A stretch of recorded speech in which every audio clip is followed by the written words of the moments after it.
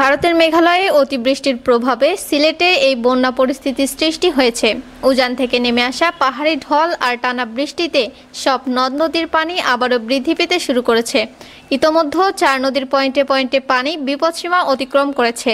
ফলে তৃতীয় দফায় বন্যার মুখে পড়েছেন এই অঞ্চলের মানুষ। সিলেটের সঙ্গে গোয়াইনঘাট উপজেলার সড়ক যোগাযোগ বিচ্ছিন্ন হয়ে পড়েছে। সিলেটে সুরমা, কুশিয়ারা, সারি ও সারিগাং নদীর পানি দ্রুত বেড়ে 5টি পয়েন্টের বিপদসীমা অতিক্রম করেছে। এছাড়াও আরও 6টি পয়েন্টে বিপদসীমা ছুঁই ছুঁই করছে। 27 মে প্রথম দফায় বন্যা দেখা দেয় সিলেটে, পরে আবার 17 জুন ভয়াবহ বন্যার কবলে পড়েন সিলেটবাসী। দ্বিতীয় দফা বন্যায় সিলেট জেলার প্রায় 11 লাখ মানুষ পানিবন্দী হয়ে পড়ে। এখনও ফেঞ্জুগঞ্জ, ওসমানীনগর ও বালাগঞ্জের মানুষ পানিবন্দী হয়ে আছে। অন্য উপজেলাগুলোতে পানি কমলেও পরিস্থিতি পুরোপুরি স্বাভাবিক হয়ে ওঠেনি।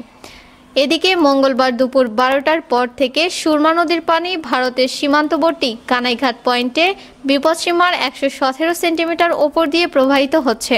এতে সীমান্তবর্তী কানাইঘাট, জকিগঞ্জ, কোম্পানিগঞ্জে বন্যা পরিস্থিতি দ্রুত অবনতি হচ্ছে। এদিকে সুরমা নদীর সিলেট পয়েন্টের পানি বিপদসীমা ছুঁই ছুঁই। ইতোমধ্যে সিলেট নগরীর থাকা 9টি ছড়া উপচে পড়ে পানি প্রবেশ করছে অফিস ও বাসাবাড়িতে।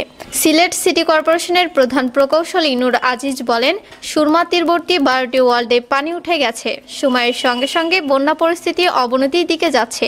আমরা প্রস্তুত আছি এই দুর্যোগ মোকাবেলায়। আশ্রয় কেন্দ্র ও ত্রাণ প্রস্তুত করা হচ্ছে। মৌসুমী বায়ুর প্রভাবে সারা দেশে আগামী 3 দিন ভারী বৃষ্টিপাত হতে পারে বলে আবহাওয়ার পূর্বাভাসে জানিয়েছেন আবহাওয়া অধিদপ্তর।